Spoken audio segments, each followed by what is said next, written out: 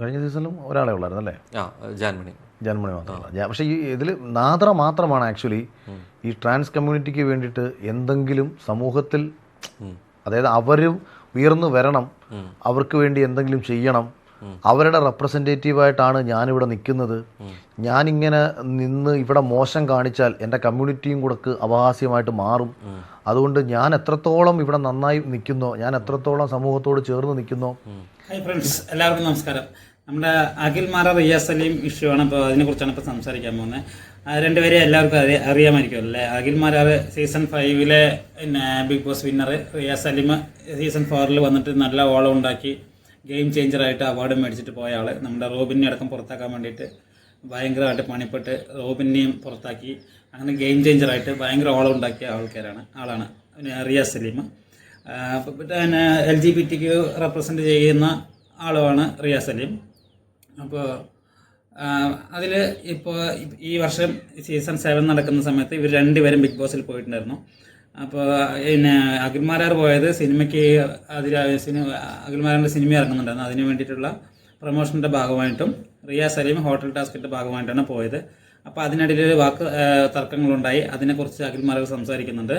ഇനിയിപ്പോൾ പിന്നെ ബിഗ് ബോസിൽ സീസൺ 7 രണ്ടുപേരും പോയി. അഖിൽമാരാർ പിന്നെ പ്രൊമോഷൻ കഴിഞ്ഞ് തിരിച്ചു വന്നു. പിന്നെ റിയാസ് സലീം ഇതിന് വേണ്ടിയിട്ട് ഹോട്ടൽ ടാസ്കിന് വേണ്ടി നിന്നു. അപ്പോൾ ഹോട്ടൽ ടാസ്കിൽ നിൽക്കുമ്പോൾ റിയാസ് സലീം സാധാരണ എന്താ ചെയ്യുന്നത്, അന്ന് ഹോട്ടൽ ടാസ്കിൽ നിന്നിട്ടും ഭയങ്കരമായിട്ട് ഓളമൊക്കെ ഉണ്ടാക്കി. പക്ഷേ സാധാരണ എന്താ ചെയ്യുന്നത് അതാണ് അവിടെ റിയാസ് ചെയ്തുകൊണ്ടിരുന്നത്.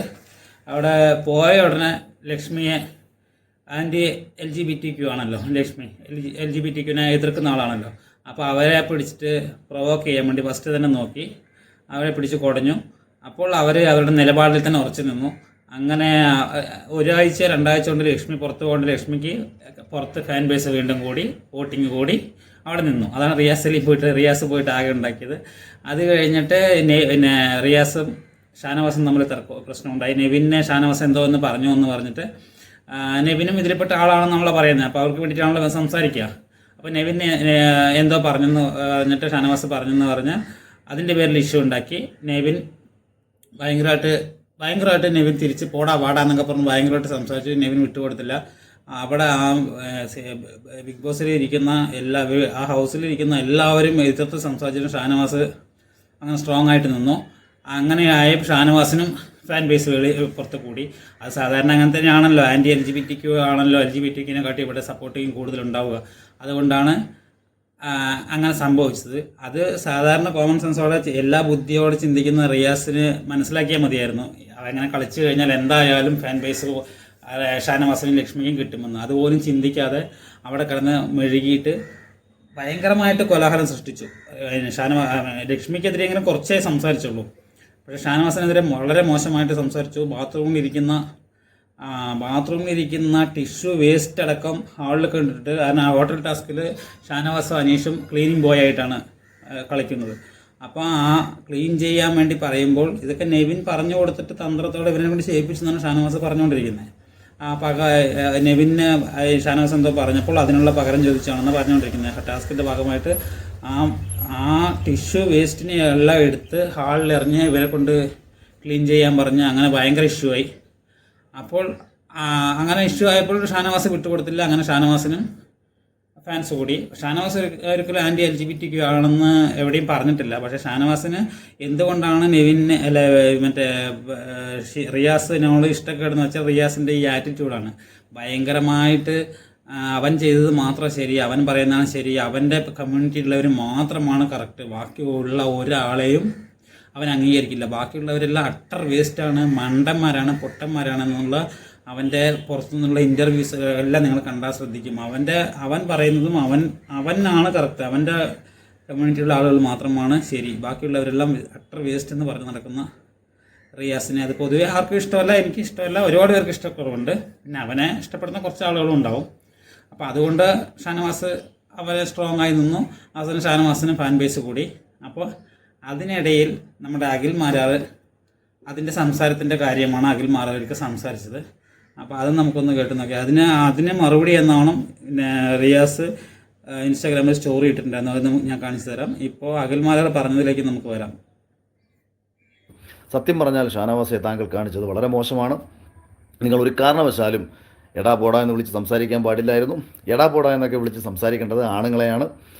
ആണുങ്ങളെയുടെ മുഖത്ത് നോക്കി വിളിക്കേണ്ട വിളി റിയാസിനെ നോക്കി വിളിച്ചു കഴിഞ്ഞാൽ സ്വാഭാവികമായിട്ടും അത് അയാൾക്ക് മാനസിക വിഷമം ഉണ്ടാവും. അത് തീർച്ചയായിട്ടും ഒരു മോശം പദമായിട്ട് തന്നെ അയാൾക്ക് ഫീൽ ചെയ്യും. ഇതൊക്കെ ശരിയാണോ ശരിയല്ലേ എന്ന് നമുക്ക് പറയാൻ പറ്റില്ല. പക്ഷേ ഇങ്ങനെ വിളിക്കുന്നതിനോടൊന്നും എനിക്ക് യോജിക്കാൻ പറ്റില്ല. കാരണം നീ ആണും പെണ്ണും കെട്ടവനാണെന്ന് പറയാതെ പറഞ്ഞുകൊണ്ടിരിക്കുകയാണ് അഖിൽ മാരാർ.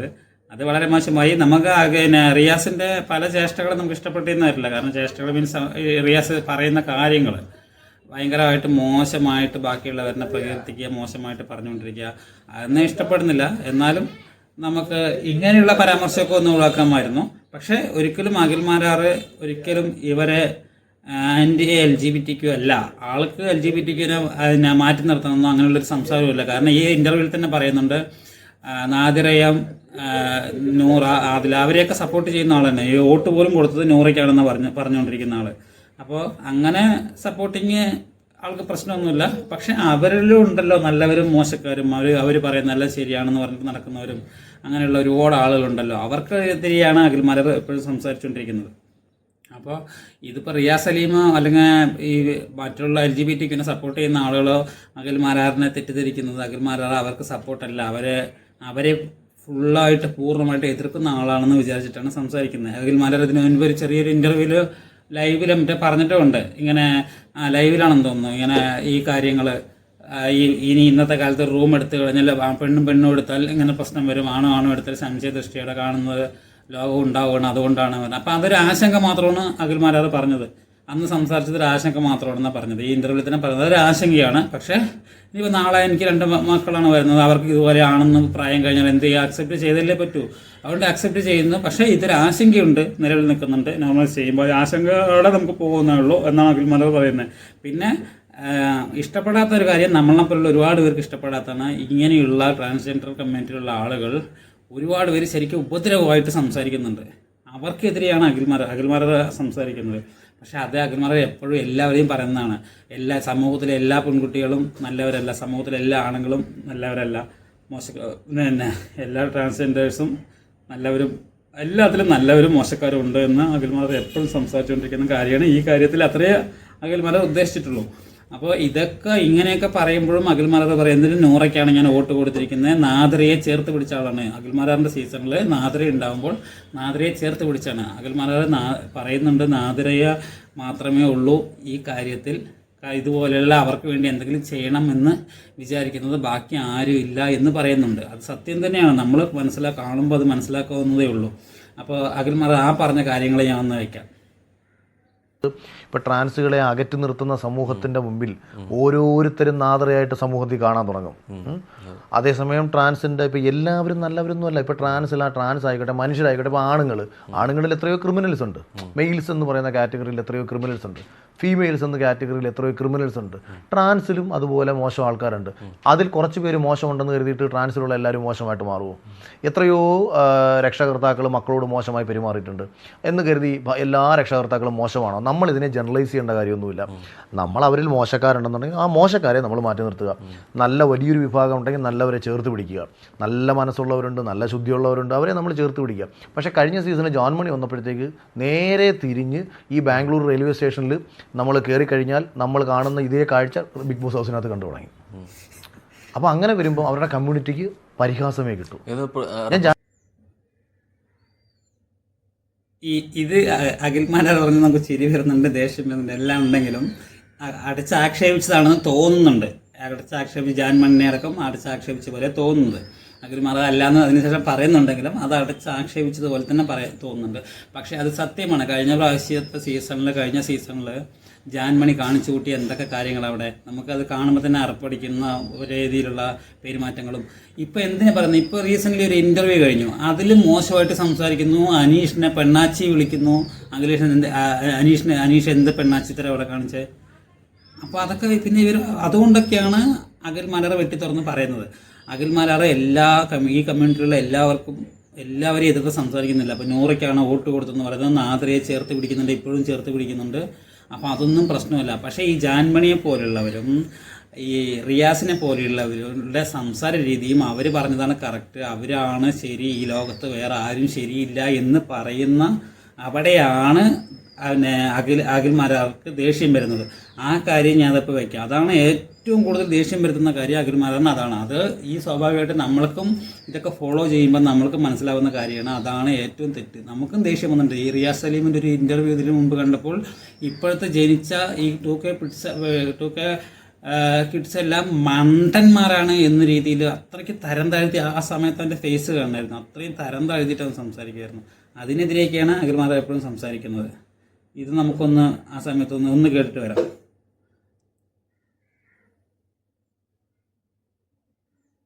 കമ്മ്യൂണിറ്റിനെ റെപ്രസെൻറ്റേറ്റ് ചെയ്തിട്ട് അങ്ങനെ ഒരു സാധനം പറഞ്ഞു കഴിഞ്ഞാൽ പോലും എനിക്ക് കുറച്ചുകൂടി ഡീറ്റെയിൽഡ് ആയിട്ട് LGBTQനെ കുറിച്ചിട്ട് എക്സ്പ്ലെയിൻ ചെയ്ത് എനിക്ക് റിയാസ് സലീം വന്നു സീസണിൽ വന്നിട്ട് 4 വന്നിട്ട് ഭയങ്കര. റിയാസിൻ്റെ പ്രശ്നം എന്താണെന്ന് വെച്ചാൽ താനാണ് ഇതിനകത്ത് എല്ലാത്തിൻ്റെയും ഒരു അൾട്ടിമേറ്റ് എന്ന് പറയുന്ന ഒരു പുച്ഛം മറ്റുള്ളവരോടുണ്ട്.